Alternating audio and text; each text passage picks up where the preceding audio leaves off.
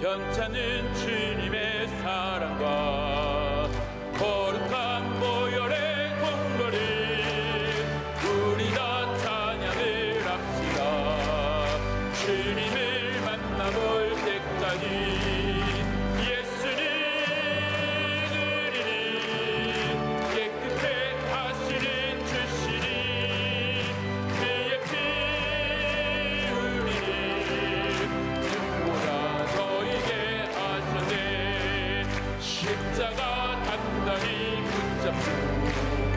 날마다 이기며 나가세. 머리에 면류관 쓰고서 주 앞에 찬양할 때까지 예수는 깨끗게 하시는 주시니 그의 피를 눈보다 너에게 하셨네. 아멘. 오늘 우리에게 주시는 하나님의 말씀은 신약성경 고린도후서 3장 1절에서 11절 말씀입니다. 신약성경 288면에 있는 고린도후서 3장 1절에서 11절까지 말씀, 이 말씀을 한 절씩 교독하시고 마지막 절 같이 읽도록 하겠습니다. 우리가 다시 자천하기를 시작하겠느냐? 우리가 어찌 어떤 사람처럼 추천서를 너희에게 붙이거나 혹은 너희에게 받거나 할 필요가 있느냐?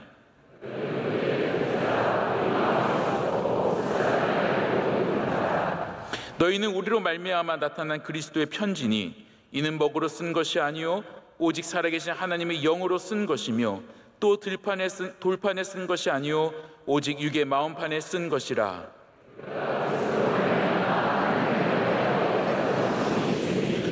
우리가 무슨 일이든지 우리에게서 난 것 같이 스스로 만족할 것이 아니니 우리의 만족은 오직 하나님으로부터 나느니라.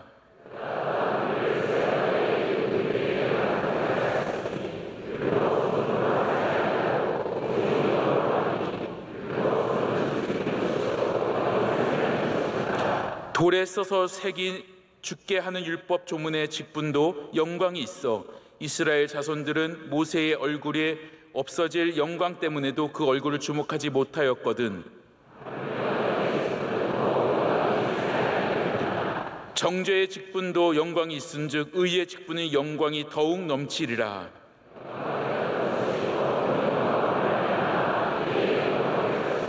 함께 했습니다. 없어질 것도 영광으로 말미암았은즉 길이 있을 것은 더욱 영광 가운데 있느니라. 아멘.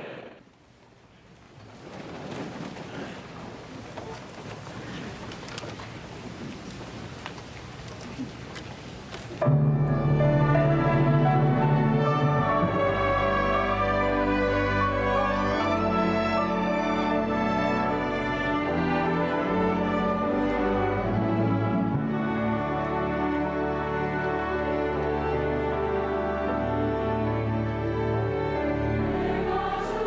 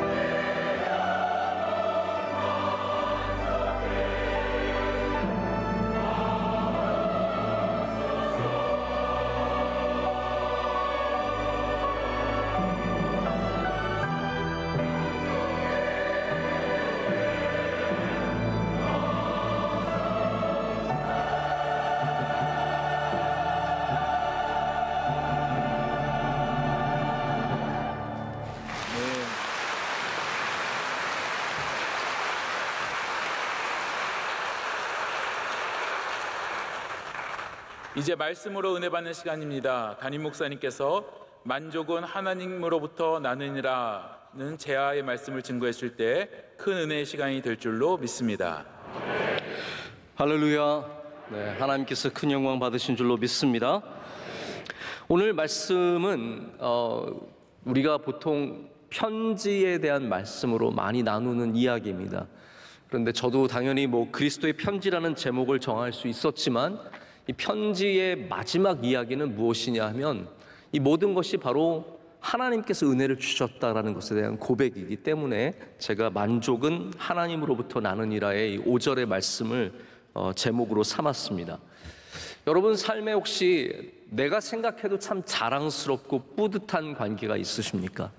어렸을 때 친구였는데 이제 아주 잘 돼서 나 저 사람 알아요 라고 말하는 것이 뿌듯하고, 내가 선생님인데 내가 길러낸 제자들이 뿌듯하고, 아마 우리 명성교회에서 교회학교 섬기시는 분들은 우리 청년들을 만나면서 뿌듯하실 때가 있으실 것 같습니다.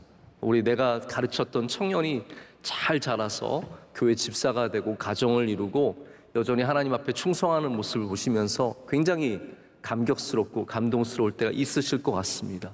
저도 2011년에 명성교회에 다시 와서 제가 참 여기서 주례를 많이 했습니다. 그때 우리 청년들이 참 많았고요. 결혼을 많이 하다 보니까 1년에 100번까지도 제가 주례를 했던 것 같습니다. 이렇게 많은 청년들이 물론 다 우리 교회에 남아있는 건 아니지만 그 남아있는 가정들, 가끔 교회학교에서 결혼한 다음에 여전히 교사로서 섬기는 모습들 보고, 여선교회에서 이렇게 섬기는 모습 보면 굉장히 뿌듯하고 자랑스럽고 감사한 마음이 있습니다. 바울은 지금 이 편지에 대한 이야기를 바로 고린도 교회를 바라보면서 이야기하고 있습니다. 바울은 스스로 자천하는 사람, 내가 이런 사람입니다, 내가 훌륭한 사람이고 내가 능력 있는 사람이고 내가 지혜가 있고 명철이 있고 하나님 말씀을 잘 알고 내가 전하는 것은 진리입니다, 이렇게 말하는 것이 아니라, 자 보십시오, 당신들이 바로 나를 증거하는 편지입니다. 내가 어떠한 목회자인지, 내가 어떠한 주님의 종인지를 알려주는 사람이 바로 고린도 교회 당신입니다 라고 얘기하는 부분이 바로 너희는 편지라라고 말하는 부분입니다. 자, 이번에 비행기를 타면서 잠깐 시간이 이렇게 오래 걸리는 비행기다 보니까 이제 한 번은 영화를 찾아서 보게 되었는데, 비너스 윌리엄스, 세레나 윌리엄스라고 하는 유명한 흑인 테니스 선수 자매가 있습니다. 혹시 아십니까?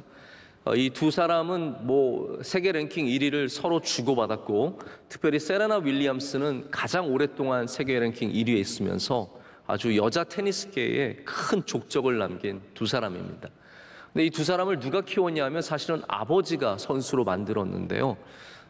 그 영화가 있었어요. 그 아버지와 이 두 자매에 대한 영화가 있었는데 제가 그걸 굉장히 재밌게 봤습니다. 이 영화가 또 그 아버지 역할로 나왔던 윌 스미스가 이번에 아카데미상에서 나무 주연상을 받기도 했죠. 근데 이 영화 내용을 보면요, 이분들이 어디에 살았냐 하면 LA에도 가장 우범 지역인 컴튼이라는 곳에 살았습니다. LA에서 컴튼 하면은 거긴 정말로 가면 안 되는, 우리나라가 참 좋은 나라인 게요, 우리나라에서 야, 그 동은 절대로 가면 안 돼 그런 데가 있습니까? 제가 알기로는 없거든요. 거기 가면 큰일 난다? 그런 거 없거든요. 그러나 미국에는 그 도시, 어떤 동네, 거기 가면 큰일 난다라고 하는 곳이 있는데 그 중에 하나가 바로 이 컴튼입니다. 여기서 두 딸 기르는 이 아버지가, 딸은 훨씬 더 많았지만 이 두 자매를 테니스 선수로 키우려고 하는데 돈도 없죠, 백도 없죠, 도와주는 사람도 없죠. 이 두 자매가 테니스 치는 걸 비디오로 만들어서 미국에 있는 유명한 코치들에게 다 보냅니다. 근데 코치들은 다 이런 지하에 거절해요. 야, 돈도 안 내고 뭘 배우려고 그래. 왜냐하면 테니스는 여러분 아주 고급 스포츠입니다.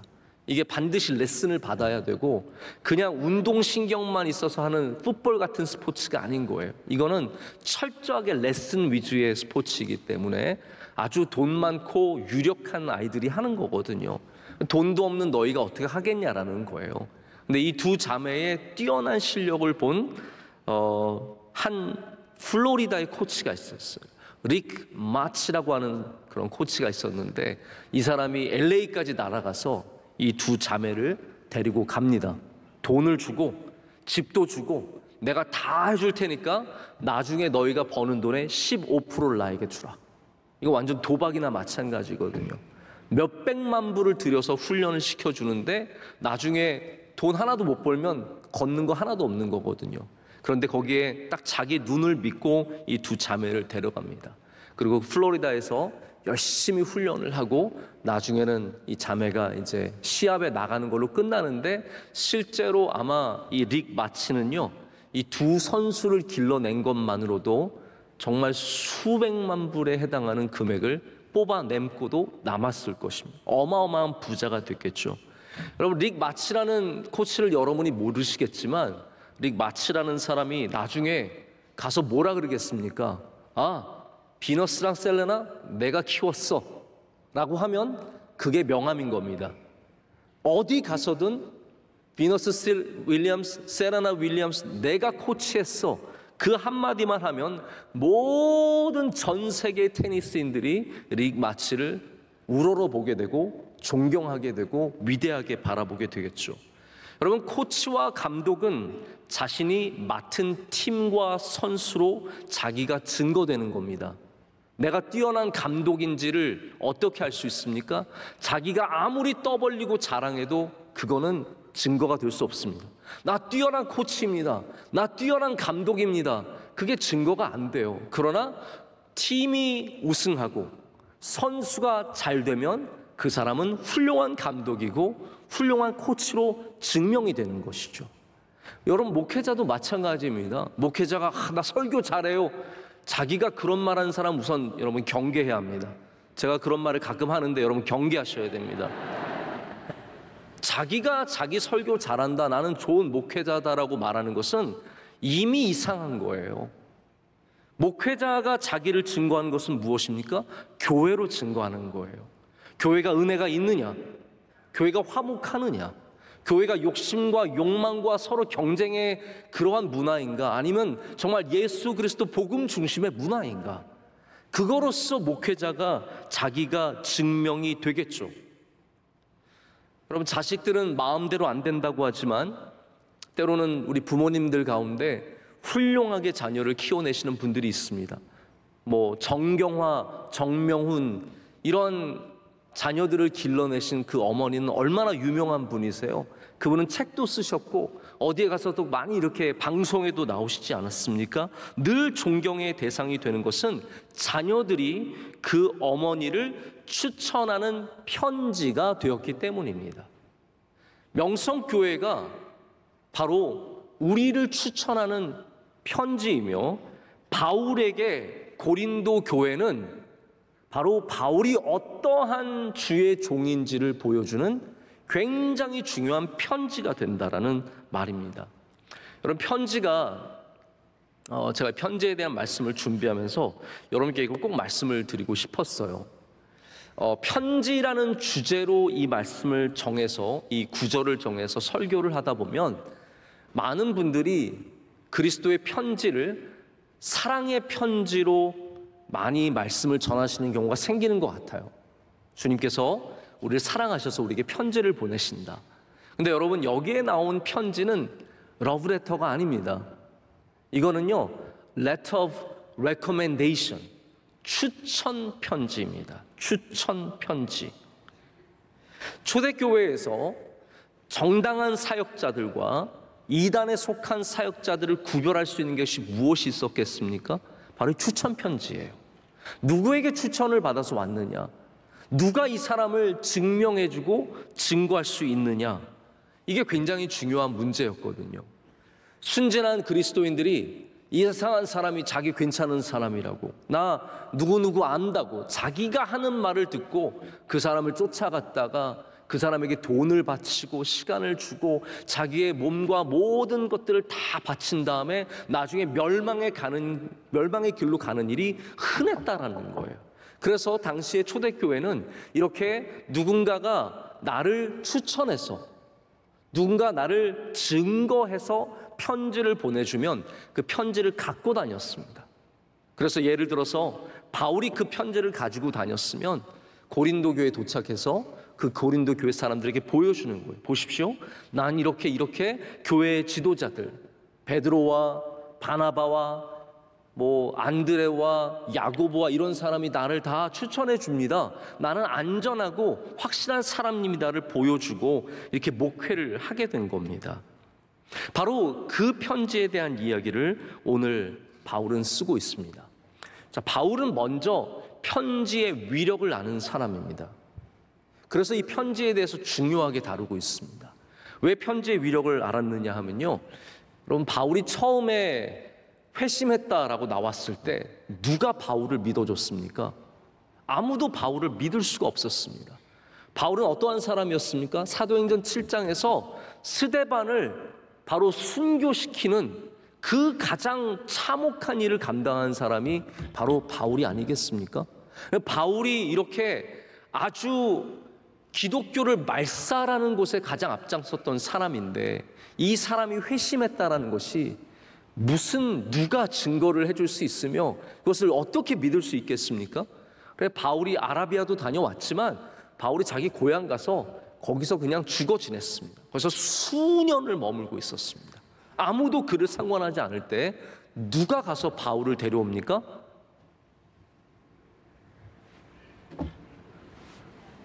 한 사람이라도 뭐 말을 해주시면 제가 하려고 했는데, 맞습니다. 왜 그렇게 두려워하세요, 뭐를? 바나바예요. 바나바가 가서 바울을 데려오는 겁니다. 같은 밭이라서 도와준 게 아닙니다, 여러분. 바나바가 뭔가를 알았죠. 확실한 것을 알았기 때문에 가서 사울을 데리고 와서 이 교회 지도자들에게 소개를 합니다. 그래서 베드로에게, 예루살렘에 있는 교회 지도자들에게 가서 믿지 않는 사람들에게 바나바라는 사람이 뭐가 돼요? 편지가 되는 거예요. 내가 이 사람을 증명합니다. 내가 이 사람을 확신합니다. 내가 이 사람을 추천합니다. 이것이 되어서, 그래서 바울이 사실은 나중에 안디옥 교회에 가서 지도자가 되고, 그리고 안디옥 교회에서 안수를 받아서 선교 여행을 떠나가게 되는 겁니다. 할렐루야. 그럼 바나바가 아니었으면 바울은 절대로 자기 스스로의 힘만으로는 절대로 사역자가 될 수 없었습니다. 이 편지 한 장이 그렇게 중요했다라는 거예요. 지금도 여러분, 한국에서 이제 여러 교회들이 저희 원로 목사님께 우리 교회 목사님을 좀 추천해 주세요, 이렇게 얘기를 합니다. 왜 그렇겠습니까? 원로 목사님 신뢰하시는 분들이 계시기 때문이죠. 원로 목사님이, 김삼환 목사님이 소개시켜 주시면 그분은 좋은 분이다 라는 그런 마음이 있으시기 때문에 많은 분들이 그렇게 추천을 받았고, 그래서 그렇게 가게 됩니다. 저에게 추천해 달라는 사람은 단 한 명도 없습니다. 왜냐하면 여러분, 제가 뭘 알겠어요? 제가 얼만큼 알겠습니까? 저는 아직 50살의 햇병아리는 좀 심하지만 중병아리, 저는 아무것도 아닌 거예요. 바나바와 같은 이 능력의 편지가 바울을 세우듯이, 바울은 지금 그 편지의 능력을 알기 때문에 뭐라고 말하냐면요, 나는 나를 자천하지 않겠다라고 말합니다. 1절 말씀 보십시오. 이게 제일 부끄러운 거예요. 3장 1절 보면, 우리가 다시 자천하기를 시작하겠느냐, 셀프 레코멘드를 하겠냐라는 거예요. 내가 거기에 가장 합당한 사람입니다. 내가 가장 능력 있는 사람입니다. 어떻게 자천하겠냐라는 거예요. 우리가 어떤 사람처럼 추천서를 너에게 붙이거나 혹은 너에게 받거나 할 필요가 있느냐라고 말하면서, 저를 보십시오. 바울은 자천하는 것을 거부합니다. 다시 말해서 바울은 자기를 드러내거나 자랑하거나 내가 얼만큼 잘하고 얼마나 많은 업적을 이루고 이런 것은 절대로 말하지 않겠다라는 말입니다. 대신에 바울이 여기에 말하는 것이 있습니다. 나는 나를 자천하지 않습니다. 그러나 분명한 것은, 고린도 교회 여러분, 당신들이 저를 위한 편지가 되어주고 있습니다 라고 말하고 있습니다. 이 말은 무슨 말이냐면요, 사람들이, 그 아가야에 있는 수많은, 이 소아시아에 있는 수많은 사람들이 고린도 교회 교인들을 보면서 무슨 얘기를 했느냐, 바울은 참 좋은 사역자다, 바울은 참 능력 있는 주님의 종이다. 바울은 인내심이 있다. 바울은 말씀에 능력이 있다. 이 모든 것을 누구를 통해서 본다고요? 고린도 교회 교인들을 통해서 보는 거예요. 그래서 너희가 바로 편지다. 너희가 나를 추천해 주는 편지다라고 지금 굉장히 어떻게 보면 위로하고 격려하고 고마움을 표현하고 있는 것입니다.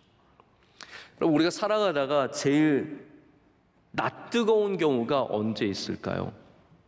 저는 그런 것 같아요. 이렇게 대화하다가 제일 낯뜨거울 때가 누군가가 자화자찬할 때, 이게 참 함께 말을 들으면서도 낯이 뜨거워지는 경험을 합니다. 이 설교 시간에도 목회자가 올라와서 자화자찬하면은 참 그게 마음에 그게 걸릴 때가 참 많습니다. 여러분, 다른 사람들은 자화자찬해도 돼요. 왜냐하면 이 온 세상이 사실은 피하라는 곳 아닙니까? 자기를 드러내지 않으면 사람들이 인정해주지 않으니까 어디 가서 자화자찬 조금은 해야 됩니다. 나를 알려주기 위해서라도 얘기를 해야 됩니다. 하지만 우리 그리스도인들은 거기에 대한 약간의 거부감이 있습니다. 내가 이렇게 훌륭하고, 어떤 분들은 정말 자기의 훌륭함을 너무 말씀하시는 분들이 계세요. 내가 잘났고, 내가 얼마만큼 위대한 일들을 했고, 내가 해주면 다 되고, 내 업적은 무엇이고. 제가 아주 어렸을 때 저 결혼한 다음에 만난 한 커플이 있었는데, 이 남편과 아내 되시는 분들, 제가 미국에서 만났으니까 종종 깊은 만남을 갖죠. 저희 식사도 같이 하고 그런 경우가 있는데, 저희가 그분 부부를 만나는 거 굉장히 힘들어했어요.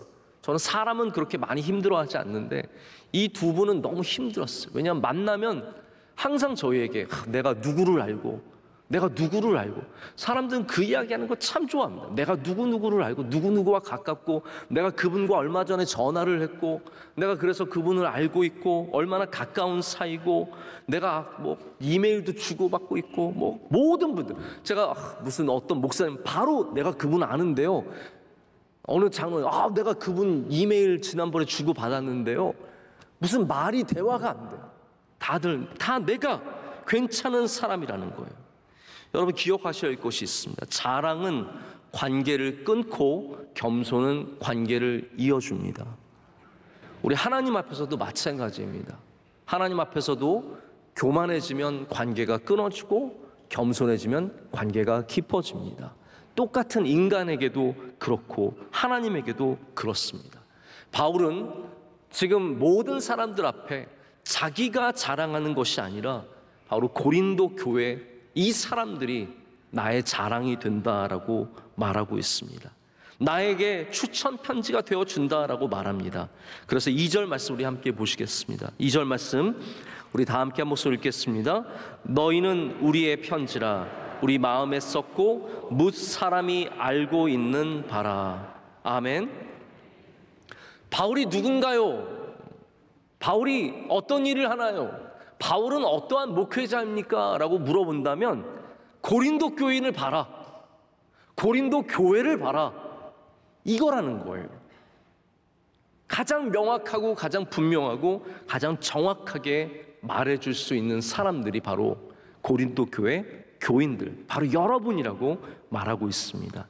이것이 그 고린도 교회 교인들을 향한 바울의 확신이며 자랑이며 감사인 것이죠. 여러분, 만약에 제가 우리 명성교회 교인들이 저의 추천 편지입니다 라고 말한다면 그것은 얼마나 큰 자부심이 되겠습니까? 여러분, 제가 해외에 종종 나가지 않습니까? 해외 종종 나가서 다른 교회들을 방문할 때가 있습니다. 그러면 그 교회에 꼭 우리 명성교회 출신 교인들이 계세요. 근데 제가 참 감사한 것은 95%, 아닌 경우도 뭐 한두 번 있었으니까요, 95%가 명성교회에서 오신 분들은 다릅니다. 명성교회에서 오신 분들은 너무너무 신앙생활 잘하고 예배생활 잘하고 목회자를 잘 도와주고 모든 것에 겸손하시고 얼마나 좋은지 모릅니다. 이 이야기를 많이 듣습니다. 어제 오셨던 김학진 목사님, 그 교회의 방송 담당자가 우리 권사님 아들이에요. 우리 명성교회 집사 부부예요. 그래서 그 둘이 미국에서 저한테는 연락도 안 하고 아주 잘 살고 있는데 우리 다 청년부 대학부 출신이고 자매는 또 저희 고등부 제자 출신이고 그런데 가서 너무너무 잘하는 거예요. 그러니까 김학진 목사님이 저를 처음 만났을 때도 목사님 저희 교회 명성교회 출신 그 방송부 섬기는 집사님인데 너무 좋습니다 하면서 좋아해 주시는 거예요. 명성교회가 저의 추천서인 거예요. 또 내일 오시는 목사님도 그 교회에 우리 교회 집사님 부부가 계세요. 그분은 양다리를 걸치셨어요. 그래서 우리 교회에 한국에 계실 때는 우리 교회 나오시고 미국에 있을 때는 그 교회를 나가시는데 그 교회를 얼마나 잘 섬기시는지 미국에서도 새벽 예배 꼭 나가서 예배 드리고 주일 예배 잘 지키고 목사님께 가서 잘하고 그러니까 목사님이 자꾸 뺏어가려고 그래요. 영구히 자기 교인으로 삼으려고 그래서 저랑 완전히 원수가 되려고. 아니, 우리 교회 집사님 지금은 서울에 계세요. 그 집사님이. 그래서 우리 교인이에요. 얼마나 감사한지 몰라요. 근데 그분이 그렇게 얘기하시면서 부러워하시는 거예요. 명성교회 교인들 너무 훌륭하시다고. 여러분 한 명 한 명이 우리 교회의 추천서입니다. 저의 추천서가 되어주시는 것이죠. 그렇기 때문에 우리는 바로 그러한 사명을 갖고 있는 사람이며 바울은 자기의 자랑이 아니라 내가 훌륭한 사람입니다 라고 말하는 것이 아니라 바로 목회로서 그의 목회의 산물로서 증거를 얻는 사람이 되는 것입니다. 여러분, 우리가 편지라는 사실은 굉장히 여러 면으로 중요한 의미를 갖고 있습니다. 제가 오늘도 외국에서 일하시는 한 굉장히 중요한 일을 하시는 분을 만나고 식사를 했는데 이런 얘기를 하시는 거예요. 외국에서 지금 한국은 브랜딩이 굉장히 약한 나라래요. 우리나라는 브랜드를 위해서 투자하는 것이 별로 없어서 한국이라는 이미지를 국가가 높인 것은 거의 없대요. 그리고 해외에서 한국이라는 이미지를 국가가 높이지 않았으면 누가 높였느냐? 손흥민이 다 높여놨대요. 이분 여자분인데도 그 이야기를 해요. 외국에서 많은 외국인들과 생활하면서 느끼는 게 뭐냐 하면 한국이라는 국가가 국격을 높인 것이 아니라 손흥민, BTS, 블랙핑크라는 것도 있습니까? 네, 뭐 그런 블랙핑크, 핑크군 핑크지 블랙핑크는 또 뭐 블랙핑크 그런 자매들도 아니죠. 네, 그런 여자분들이 우리나라 국격, 우리나라의 이 모든 브랜드를 만들어 간다는 거예요. 영국은 인종차별이 굉장히 심한 나라라고 합니다. 젠틀맨이지만 그 안에는 뿌리 깊은 인종차별이 다 있거든요. 미국도 당연하고요. 다 있는데 손흥민은 우선 사람이 다 괜찮은 거예요. 인물도 괜찮고 그 정도면 뭘 더 바라세요, 여러분? 뭐 조인성 같은 애가 이렇게 축구하길 바랐어요? 현빈이 막 축구하길 바랐어요? 손흥민 정도면 축구 선수로서 잘생긴 거예요. 키도 훤칠하죠. 그리고 뭐 득점왕을 했을 뿐만 아니라 잘 웃잖아요. 맨날 웃으면서 하고 참 친하고 친화력이 있고 가서 또 영어도 잘해요. 영어도 잘해가지고 말도 잘하고 그러니까 이 손흥민 한 명으로 모든 올라간다는 거예요. 한 명으로서. 그러나 또 반대로 우리나라 국격을 떨어뜨리는 사람도 있습니다. 이집트 피라미드까지 가서 자기 이름 새기고 오는 사람들. 차라리 영어로 새기세요. 하나킴. 꼭 한글로 김하나라고 쓰고 오셔야겠어요? 제발 명성교회는 쓰지 마세요, 거기.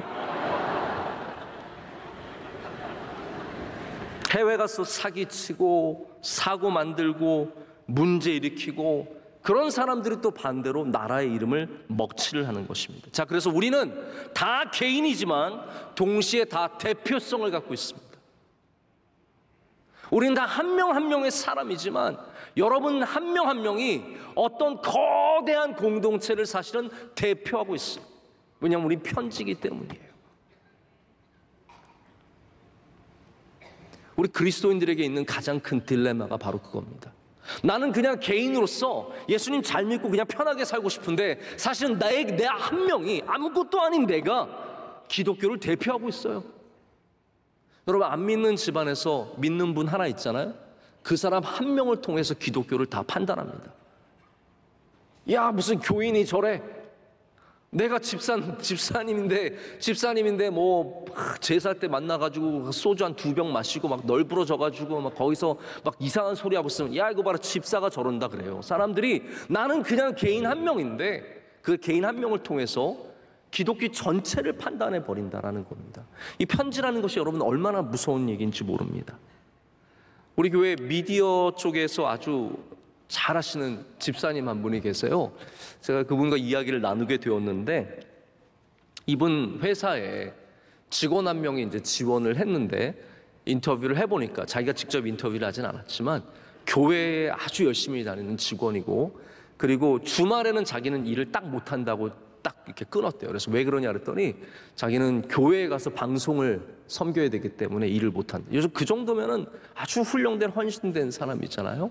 근데 문제는 뭐냐면, 그래서 신나서 이 직원을 뽑았더니 이 직원이 회사에서 가장 까다롭고 가장 이기적인 사람이 되어서 가는 곳들마다 사람들 힘들게 하고 어렵게 한다는 거예요. 그래서 이분은 회사에서 뭐 이렇게 믿으라 그런 강요를 하지 않는데, 많은 사람들이 참 교인이 저런다고 손가락질을 하는, 그래서 자기가 마음이 참 힘들었다고 그런 얘기를 해주시는 것을 제가 들은 적이 있습니다. 여러분, 이게 얼마나 어려운 일입니까? 여러분은 그리스도인 됨을 나타내셔야 합니까? 아니면 그렇기 때문에 감춰야 합니까? 여러분 한 명으로 다 판단하는데요, 어떻게 하실래요? 오늘 강사 목사님이 그 얘기하신 거 들으셨죠?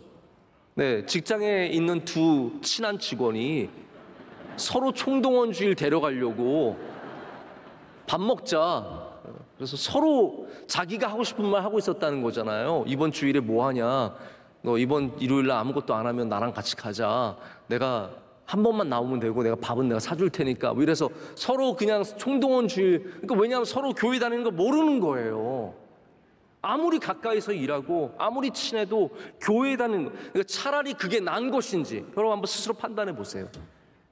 내가 그리스도의 편지이기 때문에 나는 그냥 조용히 살아야겠다, 나는 그냥 감추고 살아야겠다. 그것도 저는 그래서 오늘 강사님 말씀은 너무 이해가 가지만, 좀 감추고 살아야 하는 분들도 있지 않을까. 그게 교회를 위해서 나은 것이 아닌가. 여러분 차에 다 십자가 있으세요?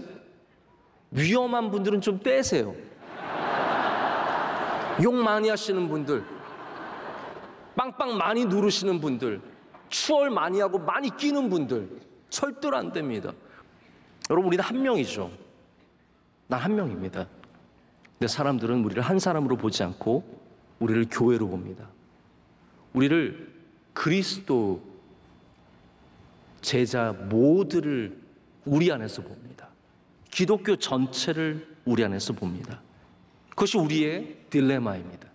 내가 직장에서 그리스도인 것을 나타낼 것인가 말 것인가, 우리 집에 교패를 붙일 것인가 말 것인가, 차에 십자가를 달 것인가 말 것인가. 여러분, 저는 여러분이 어떠한 판단을 내리시든 오늘 말씀을 통해서 이것을 꼭 붙잡으셨으면 좋겠습니다. 우리는 그리스도의 편지입니다. 나를 통해서 세상이 그리스도를 보게 됩니다. 나를 통해서 세상이 교회가 무엇인지를 보게 됩니다. 그렇기 때문에 우리는 그것을 기억하는 삶을 살아야 합니다. 아무것도 안 하는 것이 편한 수도 있습니다. 그냥 드러내지 않고. 저도 그랬던 적이 있습니다. 대학교 들어갈 때 나도 제발 내가 새롭게 들어가는 이 대학에서는 아무도 내가 그리스도인인지 모르고 내가 목사 아들인지 제발 아무도 몰랐으면 좋겠다. 근데 여러분, 그것이 과연 편한 삶일까요? 아닙니다. 하나님은 때로는 우리가 드러내는 것을 훨씬 더 기뻐하십니다. 부족할지라도, 연약할지라도 우리의 삶을 드러내면 하나님께서 거기에 믿음을 더해 주시고 여러분으로 하나님을 영광을 나타내는 사람들로 길러 주실 줄로 믿습니다. 더욱더 중요한 것은 우리가 그리스도께서 쓰신 편지라는 사실입니다. 3절 말씀을 한번 보시죠. 3절 말씀도 다 함께 읽겠습니다.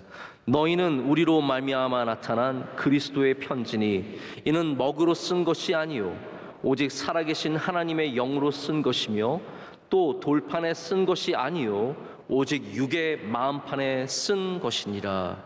아멘. 이 편지는 사람이 쓴 편지가 아닙니다. 자, 보십시오. 이것도 바울이 굉장히 중요하게 여기는 부분인데요. 바울이 너희는 편지다라고 말했지만 내가 너희를 썼다고 말하는 게 아니에요. 그리스도께서 너희를 쓰셨다라고 하는 겁니다. 다시 말해서 이 고린도 교인들이 변화한 거, 여러분 고린도 교회에 바울이 세웠습니다. 그래서 이 고린도 교회 처음의 사람들, 우상 숭배자들, 그리고 세상의 모든 문화에, 타락한 문화에 빠졌던 사람들이 복음으로 말미암아 삶이 변했어요. 그래서 너는 편지다라고 말하지만 그 변함조차도 바울이 한 것이 아니라 그리스도께서 하셨다라는 거예요.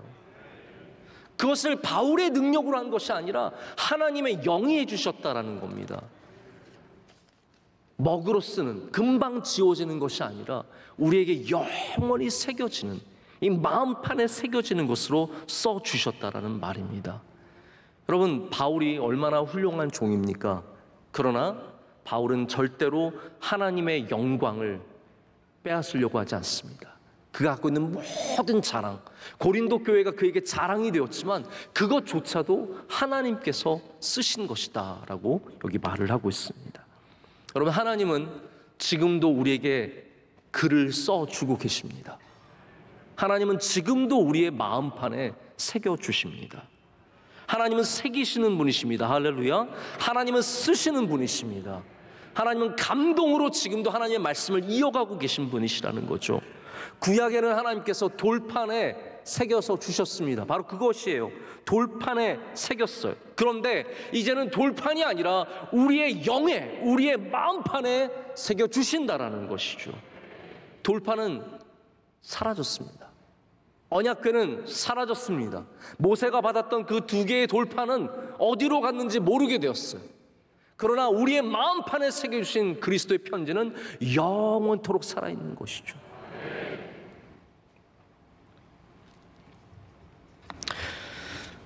여러분, 우리가 아무리 좋은 편지지라도 하나님의 쓰신 것이 없다면 우리는 아무것도 아닙니다. 우리의 육체가 아무리 대단하고 아름답고 멋지고 그래도 이 안에 하나님의 필체가 없으면 우리는 아무것도 아닙니다.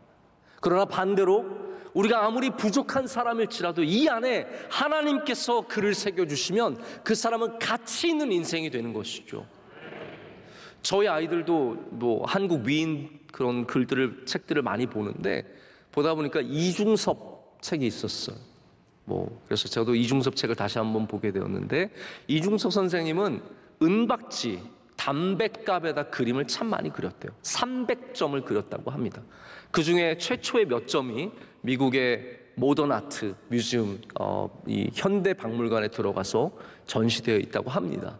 여러분, 은박지는 얼마나 값어치 없는, 담뱃갑에 있는 거 얼마나 그냥 구겨서 버리는 것들 아닙니까? 그러나 거기에 이중섭 선생님의 그림이 들어있으면요, 그거 저에게 갖다 주세요. 네, 버리지 마시고 저에게 갖다 주세요. 비교할 수 없는, 상상할 수 없는 가치를 갖는 것입니다. 여러분, 우리가 은박지든 버려지는 휴지이든 아무것도 아닌 존재에 같지만 우리 안에 그리스도의 편지, 하나님의 새겨주시는 말씀이 있으면, 하나님이 새겨주시는 은혜가 있으면 거기에는 복이 있고 능력이 있고 또한 발전하는 힘이 있는 줄로 믿습니다. 여러분, 다시 말씀드리지만 우리가 태어난 이 몸은 다 다릅니다. 근데 정말로 중요한 것이 무엇입니까? 이 우리 몸으로 사는 게 아니에요. 몸으로 사는 것 같지만 이 안에 새겨진 것으로 사는 겁니다. 오늘 여러분의 심장에 무엇이 새겨지느냐, 그게 중요한 문제입니다. 우리는 말씀을 읽을 때 새겨지는 은혜를 받습니다. 예배 올 때 하나님께서 여러분의 심령에 무엇인가를 새겨주십니다. 기도할 때 하나님께서 우리 가슴에 무엇인가를 새겨주십니다.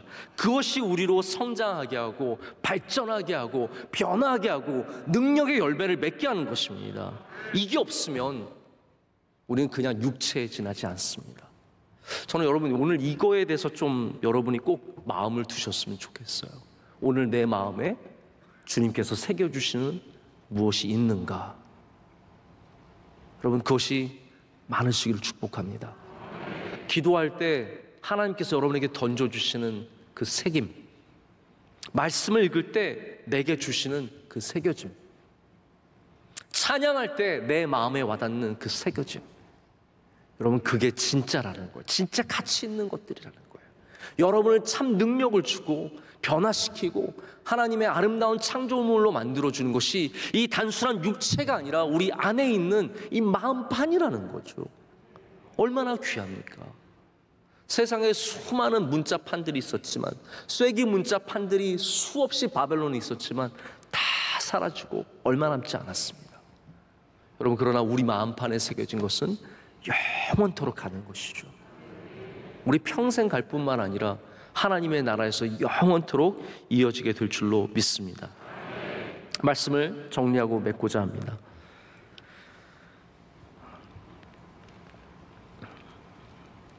사도 바울은 오늘 5절에서 모든 만족함은 하나님으로부터 난다라고 하고 있습니다. 여러분, 이 만족을 오늘의 상황에 조금 더 바꾸어 말하자면 자격이라고 할 수 있습니다.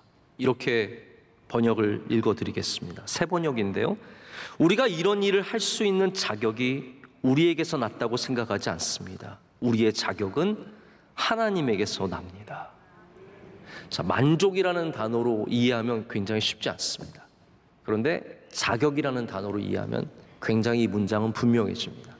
바울은 자기의 자격이 자천, 내가 스스로 내가 자격이 있는 사람입니다 해서 나온 것이 아니라고 말했습니다.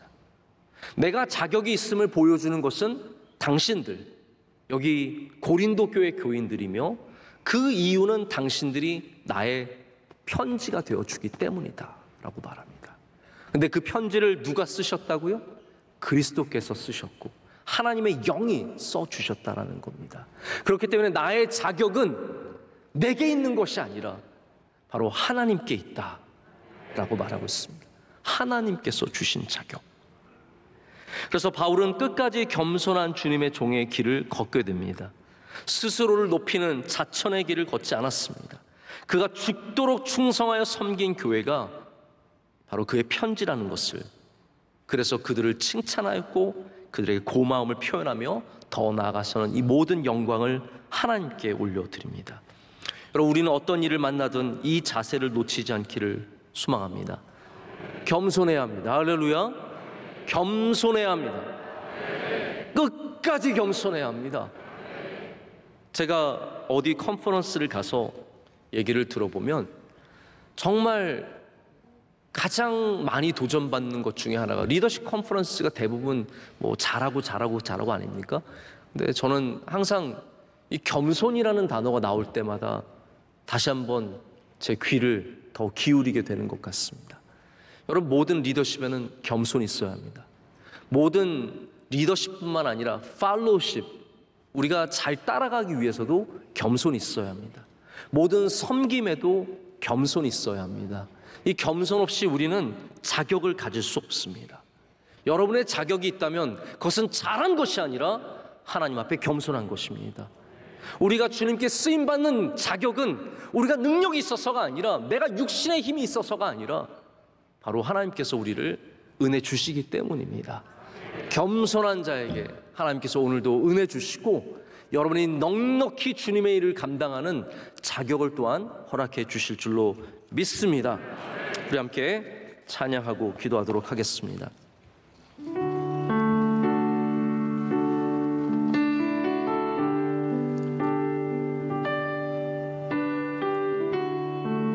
나 지금은 비록 땅을 벗하며,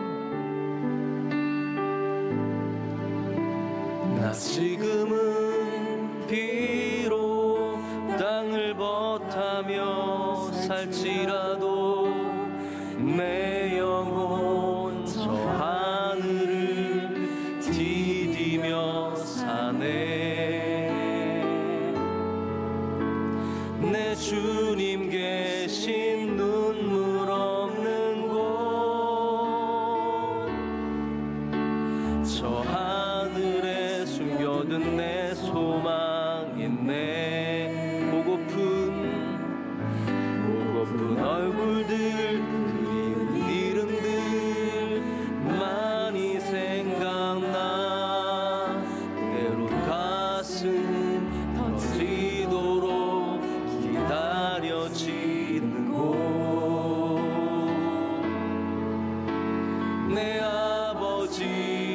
넓은 품 날 맞으시는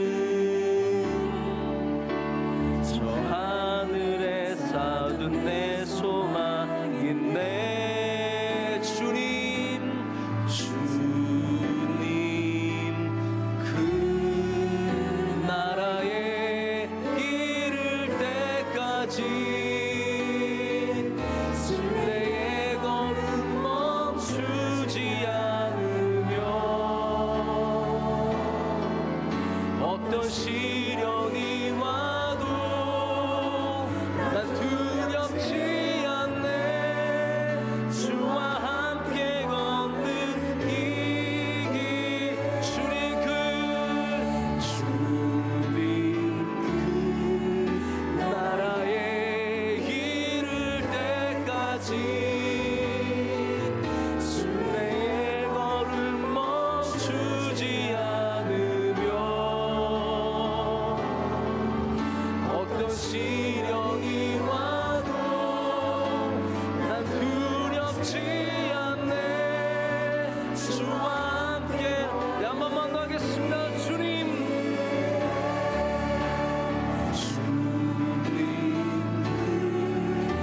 나라에 이를 때까지 순례의 걸음 멈추지 않으며 어떤 시련이 와도 난 두렵지 않네. 주와 함께 걷는 길 주와 함께 걷는 이 길에 마지막으로 주와 함께 걷는 이 길에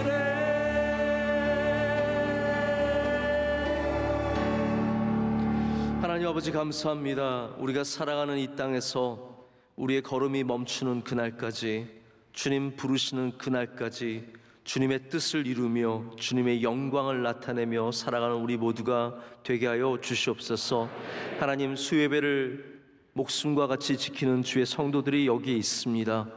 피곤해도 마음 상하는 일이 있어도 슬퍼도 주님 전에 나와 이렇게 예배할 때 주님께서 가장 좋은 것으로 베풀어 주시오며 복음의 능력으로 살아가게 하여 주시오며 우리 예수 그리스도를 붙잡고 승리하는 성도들이 다 되게 하여 주시옵소서.